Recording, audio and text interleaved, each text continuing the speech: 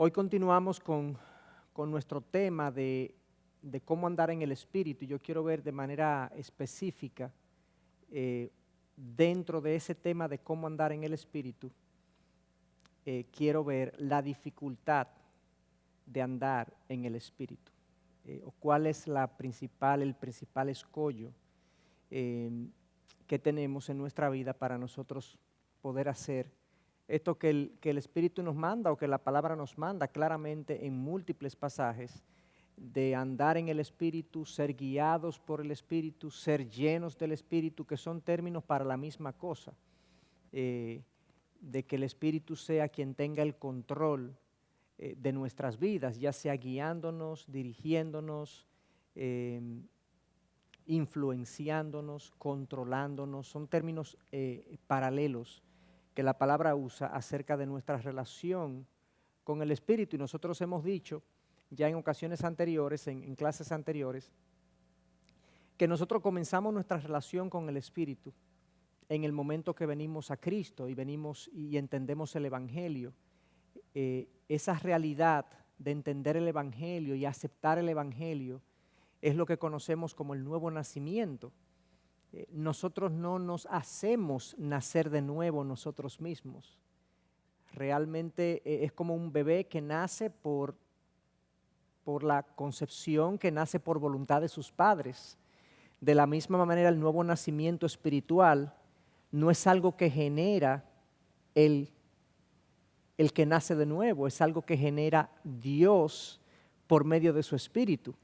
Ese ha sido nuestro versículo base de todo nuestro tema, de si vivimos por el Espíritu, andemos también por el Espíritu. Y le decía que nuestra relación con el Espíritu comienza en el momento del nuevo nacimiento, de nuestra conversión. Nosotros no nos hacemos nacer de nuevo.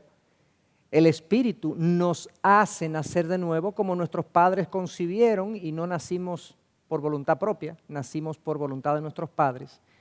El nacimiento espiritual es similar. Nosotros no nacemos por voluntad propia, nacemos por voluntad de Dios.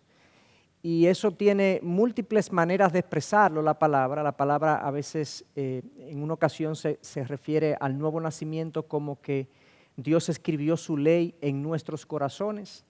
En otra ocasión dice que Dios cambió el corazón de piedra que teníamos por un corazón de carne, que sentía, que percibía las cosas. En Juan 3 Jesús dice que es como nacer del agua y del Espíritu, y es como el viento, que uno no sabe de dónde viene ni a dónde va, pero uno siente sus efectos. Pablo le llama al nuevo nacimiento como si fuera un cambio de un viejo hombre a un nuevo hombre, una vieja naturaleza a una nueva naturaleza, y le llama específicamente que hemos sido nacidos de nuevo por la regeneración del Espíritu Santo. Todos esos son términos similares para el nuevo nacimiento. Ahí empezamos, y eso es lo que ese versículo dice en la primera parte. Si vivimos por el Espíritu, nacimos de nuevo por el Espíritu, hemos entendido el Evangelio por el Espíritu, ahora entendemos las cosas espirituales, andemos, o sea, caminemos diariamente también según el Espíritu nos indica. Esa es la idea. Pero a pesar de ese claro mandato, que es claro, es como, bueno, si está tan claro, hagámoslo, vivámoslo. Y a pesar de que el mismo Gálatas 5:22, habla precisamente de que hay gloriosos frutos, un glorioso fruto, a pesar de eso, cuando indica que más el fruto del Espíritu es amor, gozo, paz, paciencia, benignidad, bondad, fidelidad, mansedumbre y dominio propio, contra tales cosas no hay ley.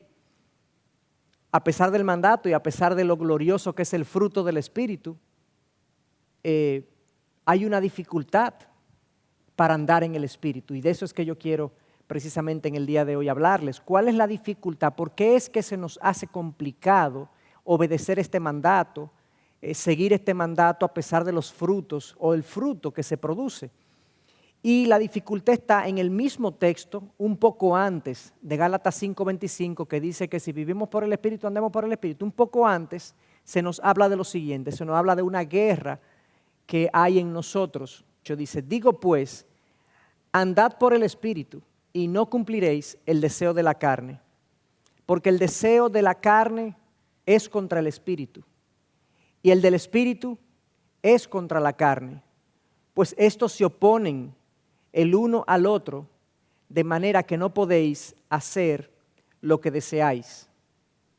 Claramente ahí hay una descripción de una realidad que ocurre en nosotros, de la cual yo quisiera hablar. Hay otro pasaje, antes de yo profundizar en ese, que lo dice más en detalle. Pablo explica mucho más pormenorizadamente esta guerra que él describe en Gálatas 5, del 16 al 18, y ese pasaje está en Romanos 7, es un poquito largo, pero yo le hice unas adecuaciones, corté algunos versos para concentrarme específicamente en lo que me interesa que leamos.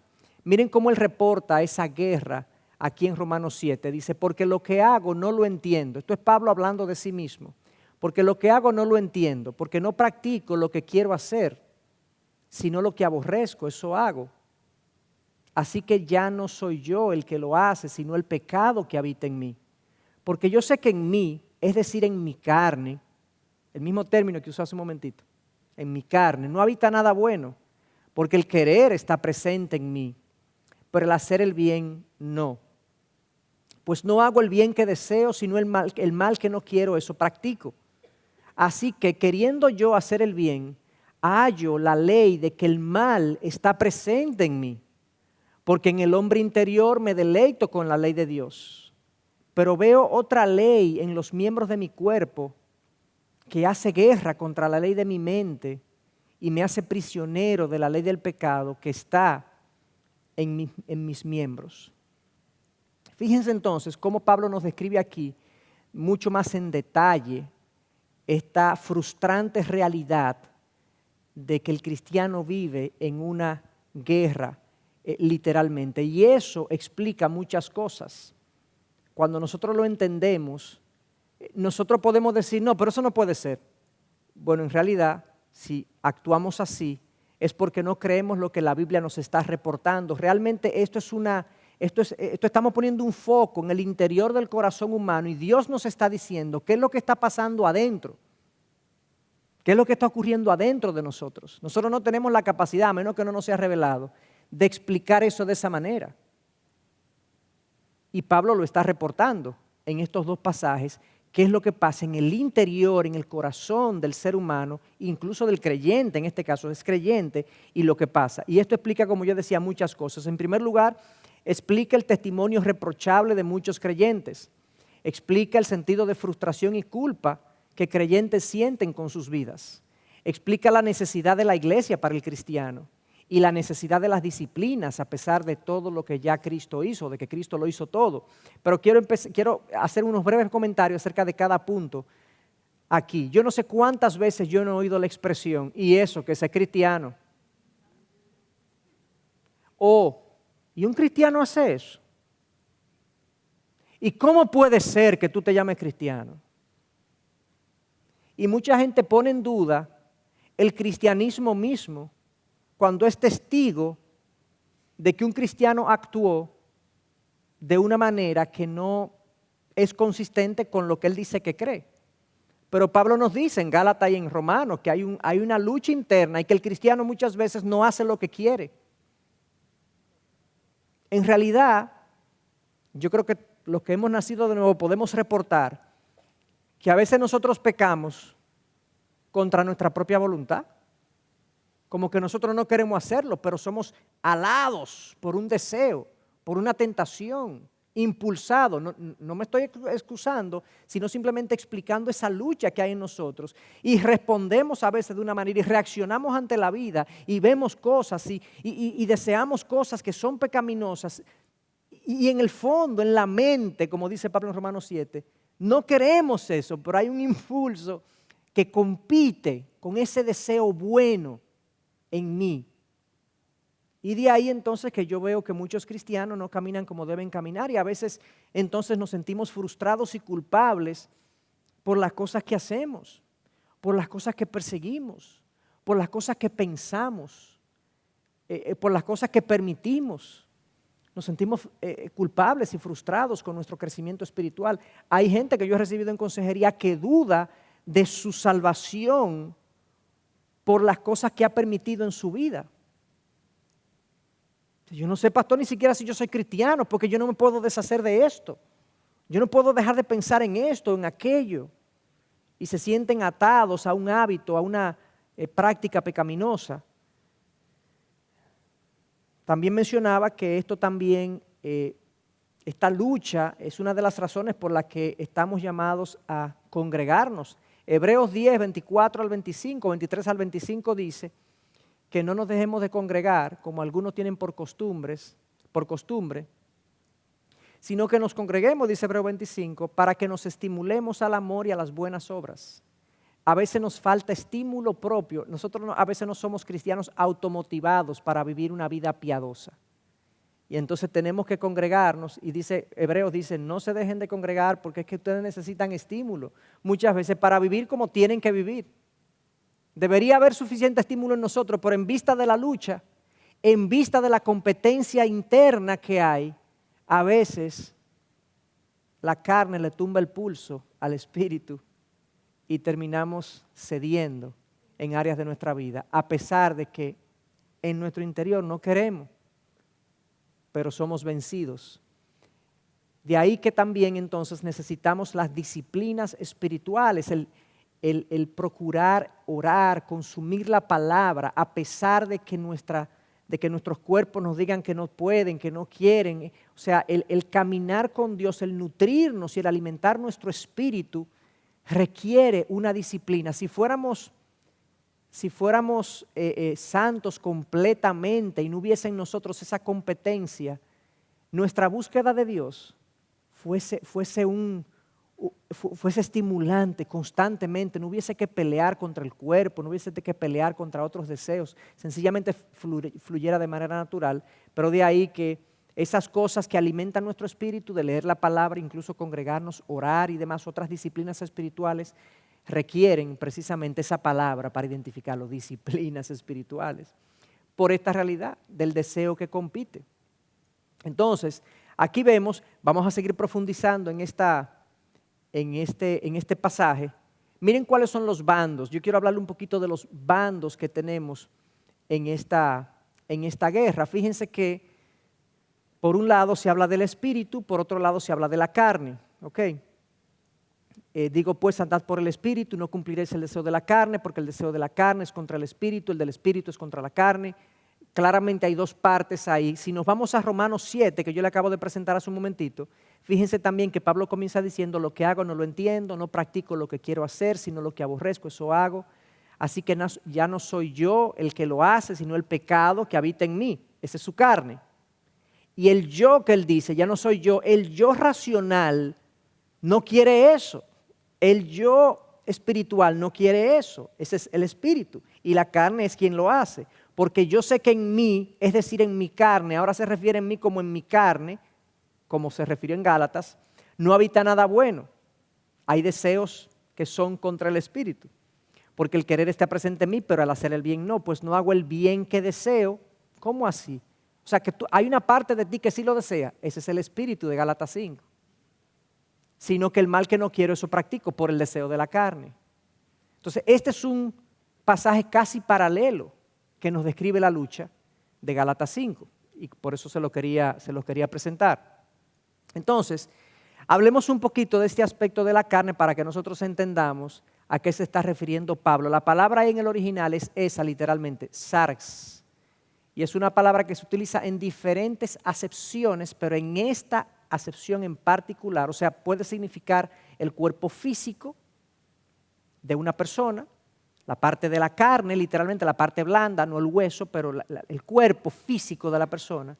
Pero en este contexto, claramente, Pablo no se refiere al cuerpo físico, se refiere a su carne, que su carne desea cosas, hay deseos internos que su carne genera, o sea, se refiere más bien a lo siguiente, es la parte o el aspecto de nuestro corazón o de nuestro interior que aún desea el pecado, es lo que queda del hombre viejo, según Romanos 6:6 y Efesios 4:22 y Colosenses 3:9, es el yo que trata de satisfacerse fuera de Dios, o sea, es un componente de lo que somos, que aún habiendo nacido de nuevos, está presente en nosotros y nos inclina hacia deseos contrarios a Dios, hacia hacer lo que nos place, incluso contrarios a Dios. Porque hay cosas, hermanos, y yo no quiero que esto se convierta como que en todo lo que no nos place es lo que Dios quiere.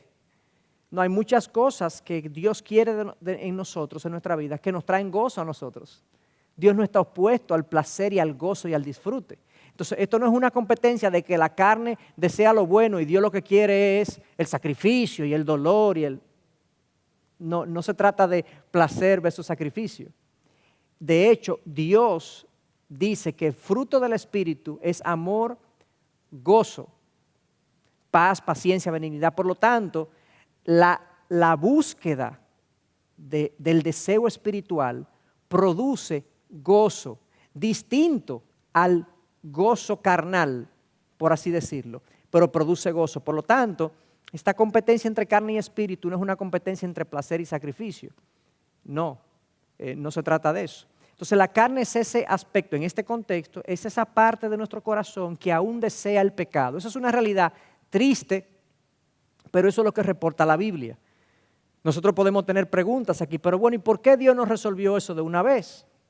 ¿Por qué Dios no nos salvó y nos dio una nueva naturaleza que fuese lo suficientemente fuerte como para que venciera completamente la carne?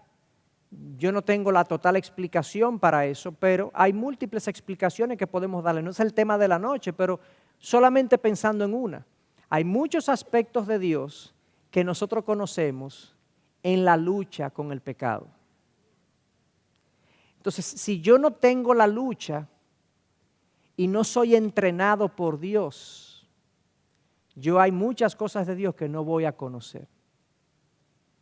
Comenzando por su gracia, cuando yo peco y caigo y soy restaurado y Dios me perdona, yo conozco un aspecto una dulzura de su gracia que yo no conocería si yo fuese salvado e inmediatamente santificado. Entonces eso es una razón, y como le dije que no es el tema de hoy, pero le quería dar al menos una razón de por qué Dios no hace las cosas de manera inmediata. Dios nos ha revelado que Él nos salva y Él dice en su palabra que Él comienza la buena obra en nosotros y la perfeccionará. Él dice que su voluntad para nosotros es nuestra santificación. En Romanos 8:29 dice que Él nos está transformando a la imagen de su Hijo Jesús. Y la palabra nos dice también que el Espíritu nos habita y nosotros somos templo del Espíritu Santo y tenemos entonces que rendirnos cada día al Espíritu Santo en nosotros. Esa es la manera como Dios ha decidido trabajar. Nos ha dejado este aspecto carnal, este aspecto que todavía nos inclina y que si nosotros cooperamos según la palabra nos instruye, esa lucha va a ser cada vez menos intensa. Va a ir disminuyendo la lucha o va a ir cambiando de flanco la guerra, pero las luchas van a amainar, van a disminuir. Yo le puedo dar por testimonio, y quizá mucha gente que esté aquí, que ya tiene tiempo caminando con el Señor y ha visto un crecimiento en su vida, puede decir, no, yo antes era un individuo iracundo, quejumbroso, hoy no lo soy. Yo antes era un individuo mucho más materialista que lo que soy ahora. Yo antes era un individuo muy crítico y ahora no lo soy. Yo antes era una persona lujuriosa y ahora no lucho tanto con eso. O punto suspensivo, otras personas pueden decir, yo antes lidiaba con el chisme, o con el orgullo, con la envidia, y ya yo lo tengo, pero estoy más consciente de ello y me siento que lucho menos con eso. O sea, nosotros podemos reportar un crecimiento y ninguno de nosotros hemos llegado, pero no estamos donde estábamos, por la obra de Dios en nosotros. Entonces esta carne está ahí presente, esa es la palabra que usa Pablo ahí en ese pasaje de Gálatas con relación a la carne. Esto es lo que está ahí presente. Implícitamente lo que estoy diciendo es que nuestra iglesia, nosotros creemos en la doctrina de la santificación progresiva y que no va a terminar, no se va a lograr completamente hasta que no entremos en gloria. Hay algunas doctrinas que dicen que hay una santificación que se puede lograr completamente aquí en la tierra. Iglesias evangélicas piensan que uno puede lograr la entera santificación, que llega un momento donde no hay lucha con el pecado. Nosotros no pensamos que es así, pensamos que hay una lucha toda la vida. Hay algunos grupos que hacen ahí. Hay otros grupos que dicen, no, es que ya Cristo lo hizo todo. No importa lo que yo haga, no es por obras para que nadie se gloríe. Por lo tanto, esta lucha con la carne, no, está bien, yo voy a luchar, pero si yo caigo a mí no me importa mucho porque eso no importa eso no importa al final para mi salvación. Y quien piensa así tiene una visión distorsionada de la santificación que la Biblia reporta, porque Pablo dice aquí claramente que esta es una lucha, pero nos dice anden por el Espíritu y no satisfagan los deseos de la carne. Por lo tanto, Pablo nos exhorta a luchar en este pasaje. Entonces esa es la carne. Por otro lado está la otra banda, el Espíritu. Y ahí se reporta, la palabra que se reporta en el original es neuma, que también es la palabra utilizada para Espíritu Santo. O espíritu también del hombre, pero en este contexto incluso se usa con la letra mayúscula, indicando que es el Espíritu Santo, pero cuando leemos el contexto, o hace referencia al Espíritu Santo o está haciendo referencia a la nueva naturaleza dada por el Espíritu. Al final es lo que el Espíritu Santo hace en nosotros. Entonces, esta palabra se refiere al nuevo hombre, de Efesios 4:22, también al viejo hombre, pero al nuevo hombre, el cual ha sido creado por la acción regeneradora del Espíritu Santo. Se puede decir también que esta palabra es el Espíritu Santo mismo que habita el creyente y que ahora produce nuevos deseos e inclinaciones desde adentro. ¿Ok? Entonces, esos son los dos bandos. Entonces, el bando carnal que está presente, que estaba ahí desde que nacimos y no se elimina cuando nos somos convertidos. Y ahora, esta nueva naturaleza que tenemos, no es que tenemos dos naturalezas ahora, una carnal y una espiritual. Tenemos una sola naturaleza, una nueva naturaleza que es la espiritual. Pero hay una carne que todavía tiene sus demandas sobre nosotros. Eso es lo que ocurre. Entonces, algunas observaciones con relación a estos pasajes, uniendo estas dos palabras y haciendo algunas observaciones. En primer lugar, quería mencionar, ya mencioné los bandos, ¿verdad? Pero quería mencionar aquí la palabra deseo. Yo estoy como definiendo los componentes para luego comunirlo en una gran enseñanza. La palabra deseo de la carne, que es en el original epitumia, puede traducirse como malos deseos, pero la mejor traducción, consultando múltiples comentarios, es, además de malos deseos, un sobredeseo, deseos excesivos. O sea, con frecuencia el problema nuestro no es lo que deseamos, sino que lo deseamos demasiado. Por ejemplo, nosotros sabemos que el dinero, las posesiones materiales, ¿son pecado? No. ¿Tener dinero es pecado? No. Pablo reporta que sí, que amar el dinero es pecado. Pensar que el dinero es nuestra seguridad. ¿Y qué significa amar el dinero? Bueno, pensar que el dinero, las posesiones, son ellas las que me dan seguridad, las que me dan paz. Siento que si la tengo, valgo más. Que son cosas que yo debería encontrar en Dios, pero ahora la busco en ellas. Pero hay gente que busca esas mismas cosas de significado y propósito en la moda o en la aprobación social o en la profesión. Y cuando yo tomo algo de la creación y quiero que eso de la creación me provea algo que es Dios que está supuesto a proveerlo, yo he hecho de eso un ídolo. ¿Me explico? Por ejemplo, la intimidad. No sé si aquí hay niños. Bueno, la intimidad entre una pareja. ¿Es bueno o es malo? Depende, diríamos, ¿verdad? Depende. La intimidad fue creada por Dios, es algo bueno. Pero si yo tomo la intimidad y la deseo fuera de los parámetros que Dios ha establecido y pienso que mis necesidades de afecto y amor yo lo logro por esa vía, entonces yo estoy haciendo de eso un ídolo. Y lo estoy poniendo por encima de Dios cuando lo practico fuera de los parámetros que Dios ha establecido. O sea, yo le estoy obedeciendo más a mi deseo de intimidad que a lo que Dios ha establecido. Entonces, ¿quién es mi Dios, funcionalmente hablando? Es esto, ese es mi ídolo. Entonces, yo creo que eso es una buena manera de verlo, porque a veces tenemos malos deseos, a veces deseamos malas cosas, pero a veces deseamos buenas cosas demasiado.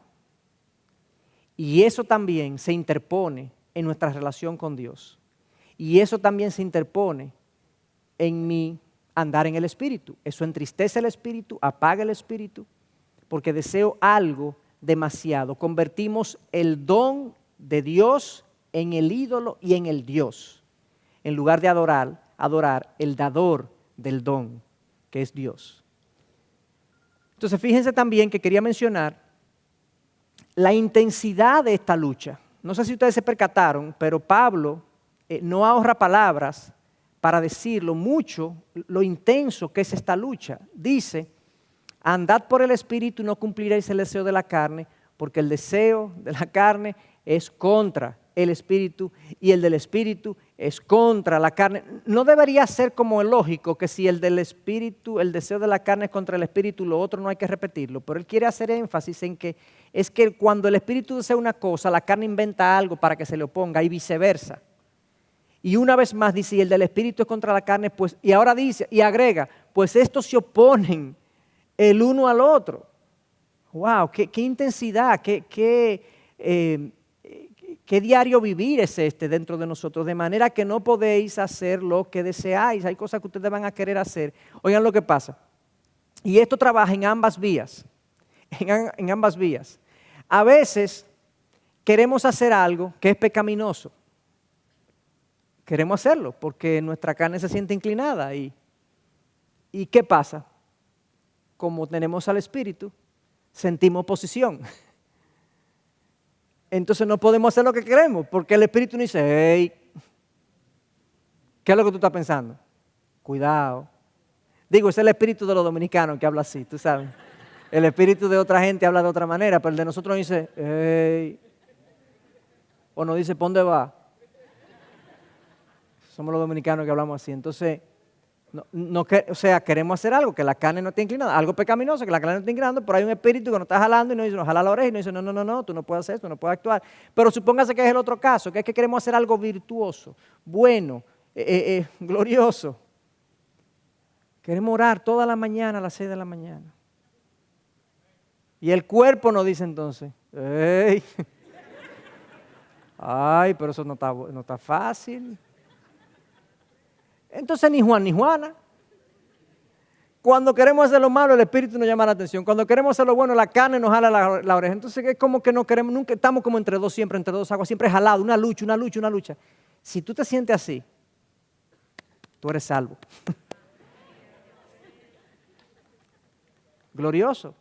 Qué buena noticia que estamos en esa lucha. O sea, si tú no me reportas lucha en tu búsqueda por la piedad, si tú no reportas obstáculos para hacer lo que tú quieres y tú no te sientes en esta lucha interna constantemente, posiblemente el Espíritu no está en ti.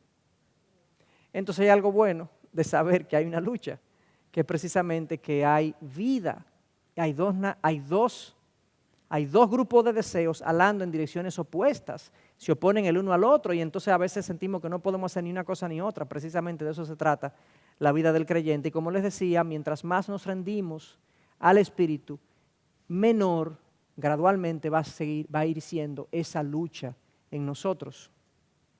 Pero estará presente siempre, aunque sea disminuida.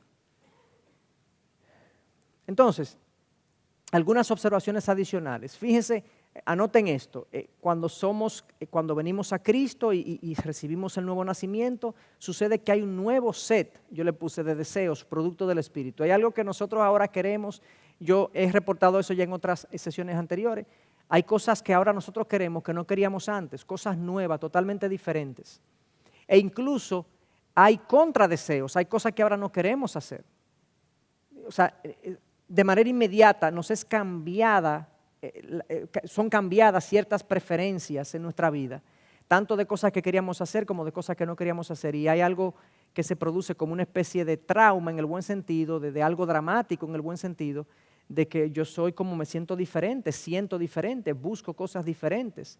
Eso es algo que ocurre y lo vemos en este pasaje. Algo que reporté entonces, el conflicto interno, hermanos, es la norma para el cristiano. Se podría decir, como ya dije, que la lucha es una buena indicación, porque esa es la norma para el cristiano. El cristiano no es quien está libre de malos deseos o de deseos excesivos, sino el que lucha contra esos deseos. Una vez más, el cristiano no es quien está libre de malos deseos o de deseos excesivos, es quien lucha contra esos deseos. Entonces, el andar en el Espíritu, el ser guiados por Él, no es una experiencia pacífica, es una experiencia de lucha. intensa en nuestro interior para que el Espíritu gane la batalla diaria. Increíblemente, entonces, no sé si ustedes se han percatado, nuestro principal problema, tu principal problema en tu caminar cristiano, en tu vida de santificación, en tu crecimiento espiritual, como lo querramos poner, eres tú y soy yo. Yo soy mi principal problema. Si yo no logro gobernarme,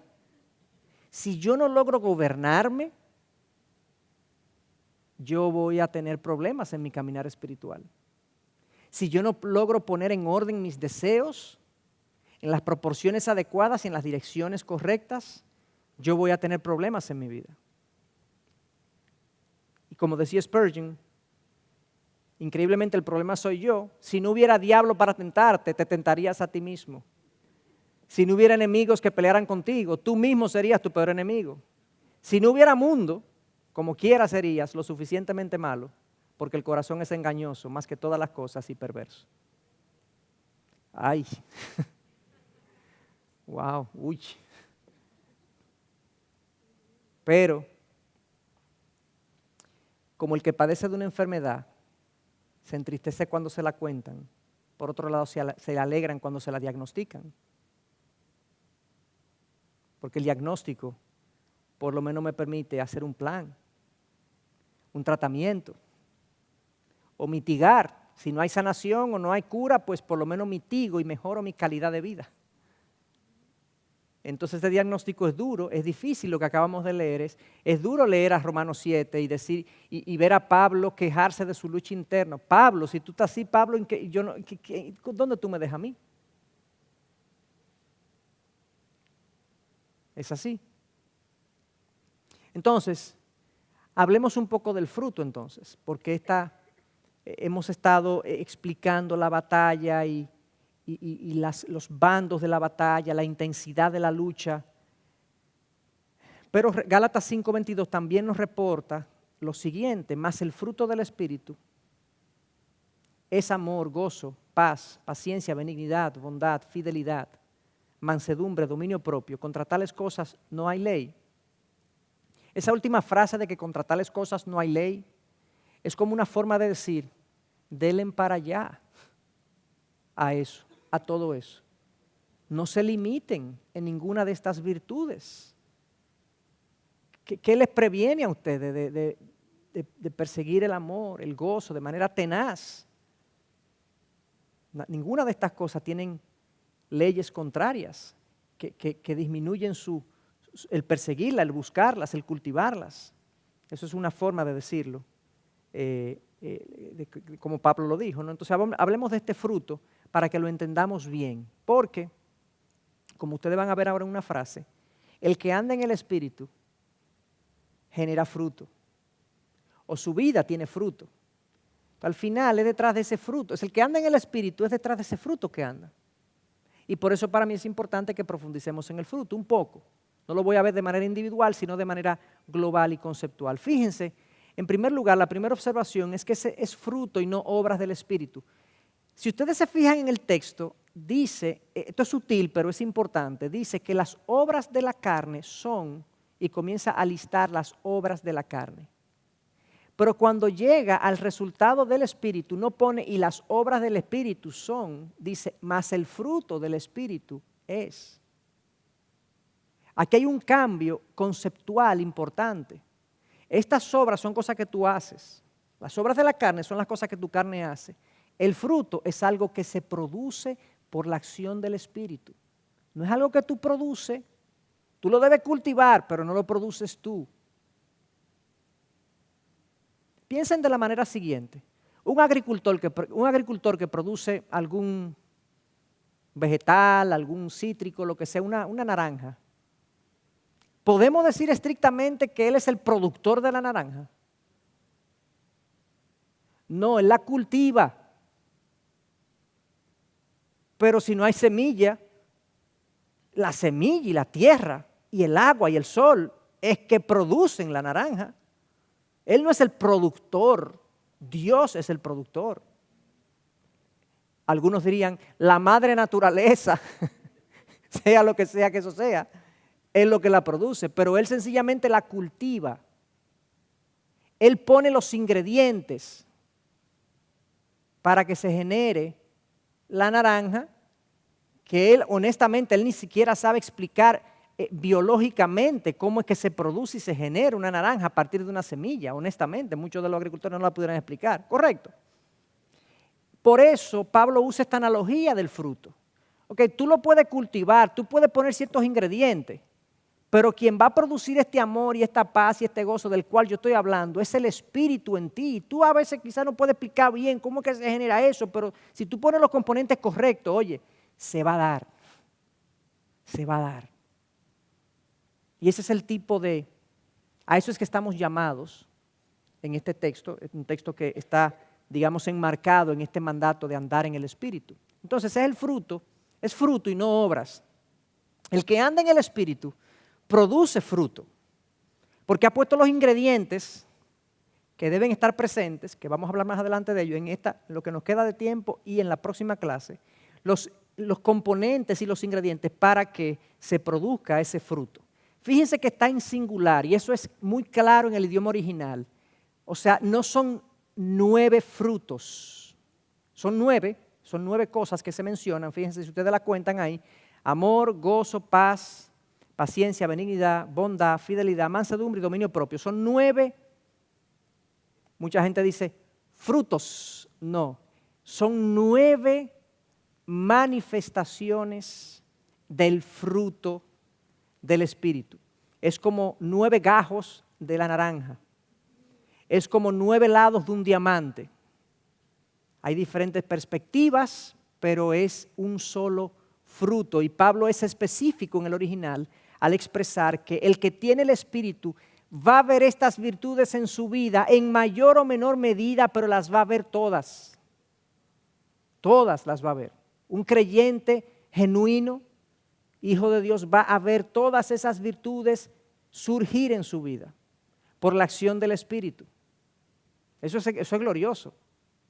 Eso es glorioso. Y cuando ustedes la analizan, se dan cuenta que, y es el cuarto comentario, no son acciones. Estas no son cosas que tú haces, son virtudes internas. Ok, ahí no está diciendo, sea amoroso, esté gozoso. No me está diciendo que haga algo, simplemente está describiendo cómo yo voy a lucir cuando el Espíritu dé fruto en mí, cuando yo me ponga a disposición del Espíritu. Y cómo me voy a ver es así, como un hombre amoroso, gozoso, lleno de paz, paciente, benigno, bondadoso. ¿Ok? Y fíjense también que en realidad al Espíritu Santo se le llama el Espíritu de Cristo también en la palabra, y son virtudes que Él poseía. Como ya les dije, contra estas cosas no hay ley, porque estas virtudes, si tú tienes estas virtudes, tú vas a cumplir la ley. Pero tú no estás detrás de la ley, sino detrás de la imagen de Cristo. Por lo que son de Cristo no están bajo la ley. Queremos ser como Cristo, no cumplir la ley. Pero el que es como Cristo cumple la ley. ¿Se fijan? Llegamos al mismo sitio por caminos diferentes. Entonces, así, por eso que la palabra dice que nosotros los que somos de Cristo no estamos bajo la ley. Nosotros no perseguimos la ley. No perseguimos el cumplimiento de la ley para nuestra aprobación de parte de Dios. Ya Dios nos ha aprobado y ahora en amor y en gracia Él nos mueve a la imagen de Cristo. Y sucede que ahora la ley la cumplimos por amor y con otra motivación. Y entonces estas virtudes se ven en nosotros.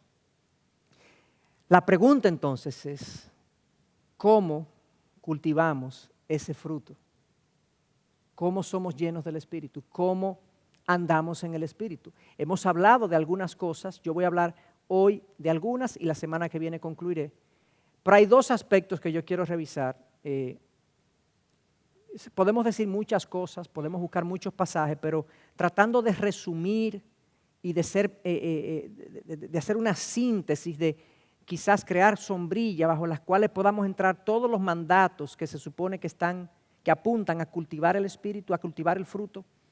Hemos identificado 2 fundamentalmente, uno a partir de este pasaje y otro a partir de otro pasaje que vamos a leer la semana que viene. ¿Cómo cultivamos el fruto del Espíritu? En primer lugar, hay un concepto que les voy a explicar en qué consiste, mortificando el pecado, por un lado, y número dos, formando una mente bíblica. Uno puede decir, bueno, pero vamos a aterrizar en cosas que son como las mismas que hemos venido hablando. Bueno, en realidad, nosotros podemos hablar mucho, pero al final la transformación de la vida va a consistir en esas dos cosas. Y Jesús, cuando le oraba al Padre en Juan 17, le dice a su Padre, le pide a su Padre por sus discípulos y dice, santifícalos, Padre, santifícalos en tu verdad. O sea, en tu verdad, hazlos más santos en tu verdad. Y él agrega, tu palabra es verdad. O sea, la palabra es el instrumento de santificación. Y de hecho, el punto número 1, podemos decir que se deriva de la formación de una mente bíblica. Si yo tengo una mente bíblica, yo entiendo lo que es el pecado, yo entiendo lo que es mi condición, yo entiendo lo que es Dios, yo también voy a mortificar el pecado por la formación de una mente bíblica, pero es mejor dividirlo para poderlo estudiar de manera separada. Pero hablemos de la mortificación del pecado. Este es un término que no se usa hoy en día. Los puritanos hablaban de esto muchísimo. Los puritanos fue un grupo reformado, cristiano, de los siglos XVI, XVII, XVIII.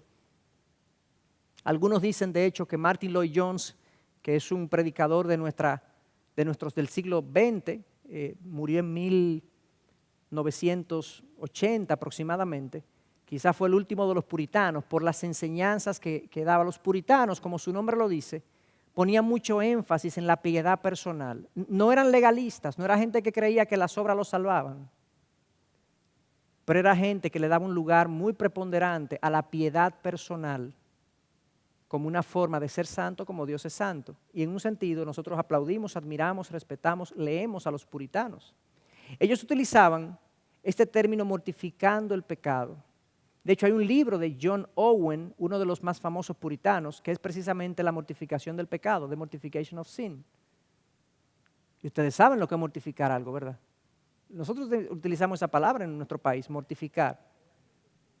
Es como molestar. No me mortifique, hombre. No me diga eso, no me mortifique. Cuidado si tiene un accidente, no me mortifique con esa idea, con ese pensamiento. Es como que interrumpimos a alguien, lo molestamos, en un sentido lo agredimos con ciertas cosas, y a eso se refiere la palabra mortificación. Y yo quisiera concentrarme en eso entonces en lo que me queda de tiempo. Miren lo que dice Romanos 6:11, Pablo hablando en esta sección de la santificación que está de Romanos 6 a Romanos 8, toda una sesión de santificación y de cómo cultivar la piedad. Y Pablo dice, así también vosotros consideraos muertos al pecado, pero vivos para Dios en Cristo Jesús. ¿Cómo así? ¿Cómo así que yo me considero muerto para el pecado? Nosotros tenemos la expresión aquí nosotros, cuando tenemos un conflicto muy serio con alguien, bueno, yo espero que nadie lo tenga esa expresión aquí en nuestra iglesia, pero en el mundo, mira, imagínate que yo para ti me morí. O lo decimos al contrario, mira, para mí tú te moriste.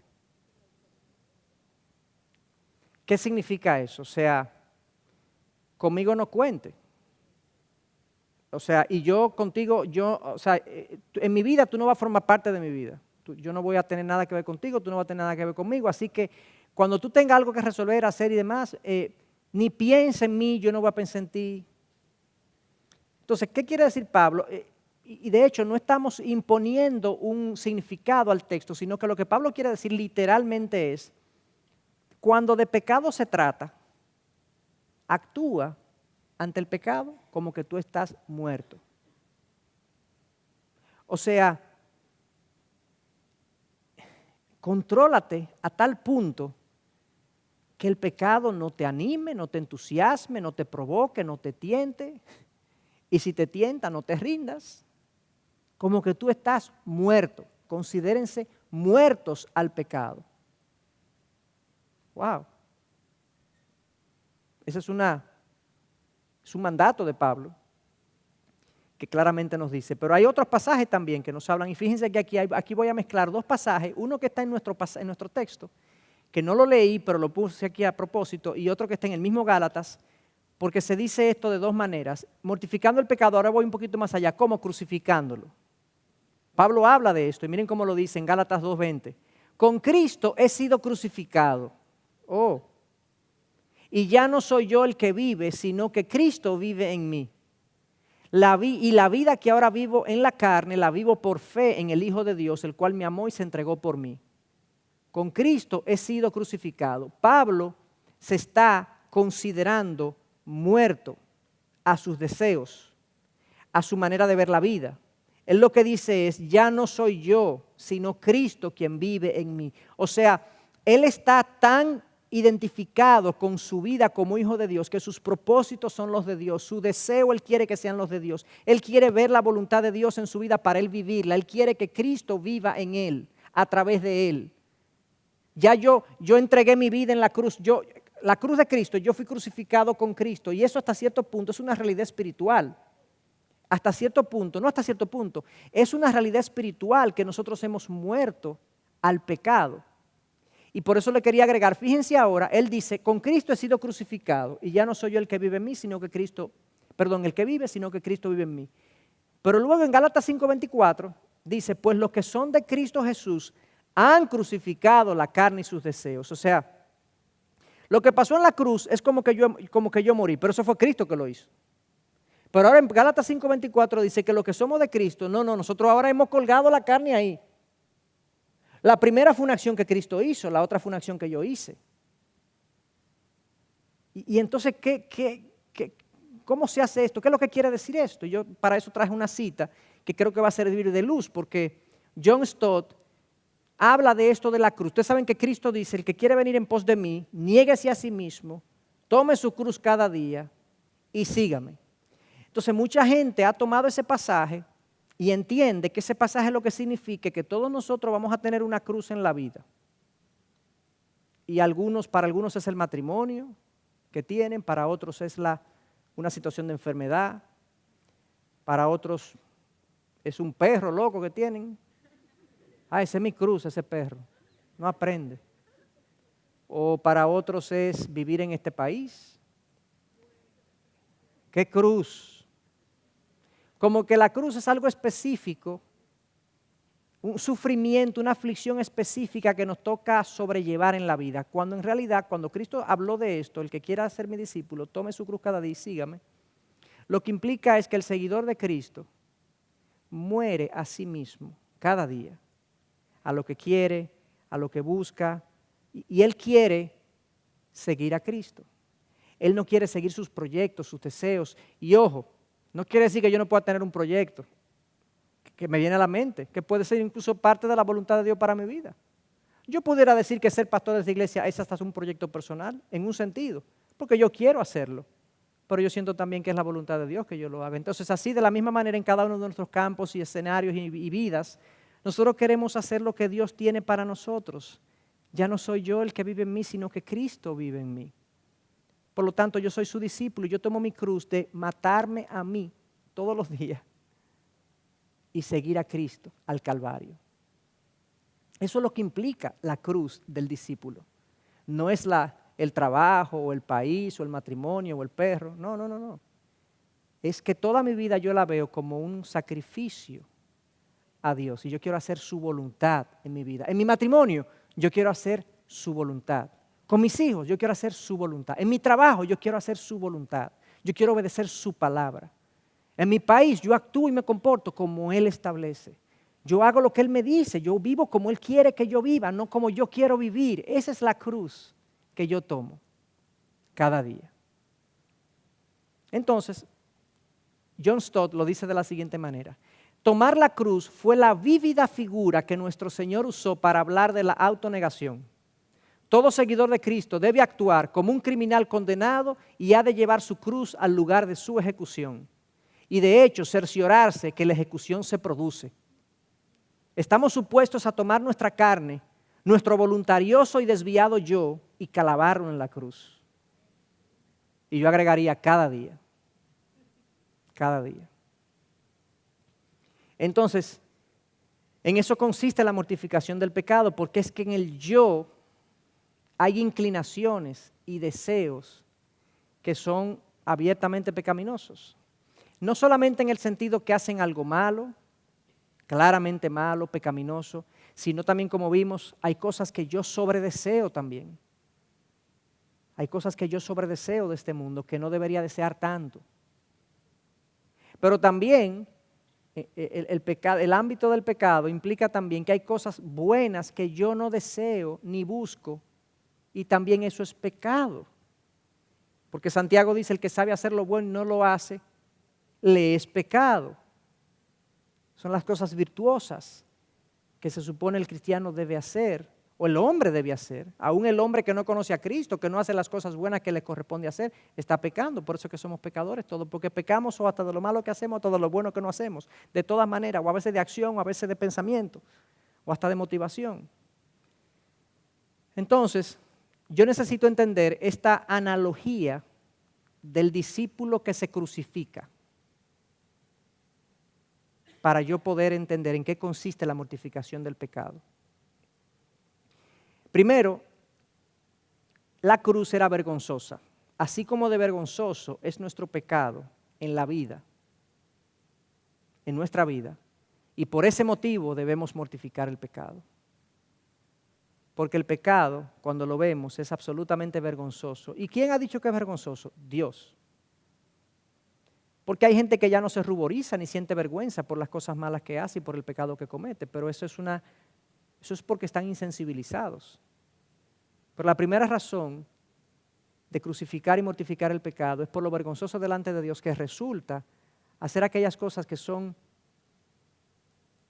ilógicas. El pecado es ilógico. Déjenme hacer un breve paréntesis y voy a volver en unos minutitos aquí. Yo sé que estamos ya sobre el tiempo, pero quería hacer un breve paréntesis que se me pasó cuando vimos el pasaje de Romanos 7. Es una observación que me parece interesante que la hagamos. Aquí, en el versículo 23, aquí, Pablo dice, pero veo otra ley en los miembros de mi cuerpo que hace guerra contra la ley de mi mente. Yo puse un asterisco ahí porque debía hacer un comentario, pero no lo hice porque se me pasó el asterisco. Tenía que poner un asterisco para recordarme del asterisco, para que no se me olvidara el asterisco. Pero no lo vi el asterisco. Veo una ley en los miembros de mi cuerpo que hace guerra contra la ley de mi mente. Yo no voy a profundizar totalmente ahí, pero por lo visto Pablo está reportando aquí que hay impulsos de nuestra carne, de nuestro cuerpo a veces, que cuando lo pensamos, la ley de mi mente, cuando lo pensamos bien, son absolutamente absurdos. Pónganse a pensar en el primer pecado de Adán y Eva, que es como el modelo. Adán y Eva reciben una instrucción de parte de Dios de no comer de un árbol, algo sencillo, aparentemente sencillo, pero probaba su fidelidad. Y Adán y Eva se convencen que no, que lo que Dios dijo no es lo mejor. Y nos dice Génesis 3, que Eva vio el árbol que era bueno para comer, agradable a los ojos y deseable para alcanzar sabiduría. O sea, era sabroso, vistoso y valioso. Lo que Dios dijo que no. Y cometió el pecado. Pero cuando uno lo analiza, uno dice, pero qué estupidez. Si uno analiza cada pecado que uno comete a la luz de la sensatez, uno dice, pero ¿qué fue lo que yo hice? Es una guerra en mis miembros que se opone a la ley de mi mente, a la ley de la sensatez, de la lógica, de la palabra. Si yo la pienso, no lo hago. O quizás si pienso en las consecuencias, no lo hago tampoco. Pero muchas veces nuestros impulsos pecaminosos, aparte de pecaminosos, son fruto de la insensatez y de la necedad humana, que es parte del pecado. Paréntesis cerrado. Entonces, aquí en esta mortificación del pecado, hablamos de la vergüenza del pecado o de la cruz y cómo también el pecado es vergonzoso por lo insensato que es y debe ser mortificado. Pero también tenemos que entender que así como la cruz fue dolorosa, así también la mortificación del pecado va a ser dolorosa. Va a ser dolorosa porque en realidad son cosas que que nuestra carne desea. Son cosas que atesoramos, algunos de ellos son ídolos en nuestro corazón. Y sí va a haber un duelo, por así decirlo, de dejar estas cosas. Pero la promesa es fruto espiritual. Lo que estamos detrás de lo que estamos es del fruto que eso produce en la vida del creyente. Y entonces esta mortificación debe ser así porque es vergonzosa, debe ser también, o va a ser dolorosa, porque son cosas que deseamos, y también va a ser gradual como la cruz era gradual. Nadie se santifica de la noche a la mañana, y nosotros no podemos perder la esperanza de seguir creciendo en Cristo. Yo recientemente aquí prediqué un mensaje y exhortaba a la iglesia a crecer y a proponernos crecer, y poníamos el ejemplo de los deportistas y leíamos un pasaje que Pablo hacía alusión a ello, a los deportistas, y cómo los deportistas se abstienen de muchas cosas para lograr un premio que es corruptible. De la misma manera el cristiano tiene por delante gloriosas promesas, grandes beneficios, grandes bendiciones en su vida, y muchas veces no nos autodisciplinamos para la piedad y no estamos dispuestos a pagar el dolor que supone, y no estamos dispuestos a esperar el proceso. Queremos que las cosas sean de la noche a la mañana, y cuando no se producen inmediatamente nos desesperamos y dejamos de confiar en Dios. Pero este es un proceso doloroso, un proceso gradual, esta crucificación del pecado, y tiene que ser fatal, hermanos. Tiene que ser que nosotros luchemos contra algo en nuestra vida que es pecaminoso hasta que lo veamos morir, hasta que ya no quede más, hasta que ya lo hayamos vencido. Y si queda algo, quede algo casi moribundo ahí, cuestión de que ni siquiera nos anime a volver a Él. Así de fatal como era la cruz, tiene que ser la mortificación de nuestro pecado. Hay muchísimos pasajes que yo podía traer hoy en día que hablaban precisamente de que estamos muertos al pecado, de que no dejemos que el pecado reine en nuestros miembros, sino prestemos nuestros miembros como instrumentos a la iniquidad, dice el libro de Romanos precisamente. Muchísimos pasajes que hablan precisamente de cómo caminar en santidad, de cómo ser santo, porque Dios es santo. Y tiene que ver precisamente con que nosotros tomemos esta idea de la cruz diaria y crucifiquemos el yo y seamos radicales con aquellas cosas que definitivamente no son del agrado de nuestro Señor y no se corresponden con la vida en la que Él nos ha llamado a tener.